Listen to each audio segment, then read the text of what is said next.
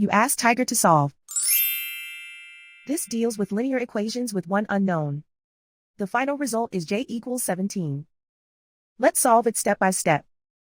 Simplify the expression. Simplify the arithmetic. Group all j terms on the left side of the equation. Add 18j to both sides. Group like terms. Simplify the arithmetic. Group like terms. Simplify the arithmetic. Group all constants on the right side of the equation. Subtract 22 from both sides.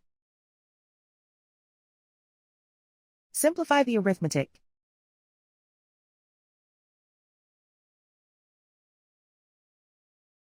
Isolate the j. Divide both sides by -2. Cancel out the negatives. Simplify the fraction. Cancel out the negatives.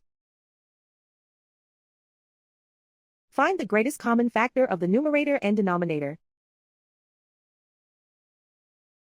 Factor out and cancel the greatest common factor. And so the final result is j equals 17.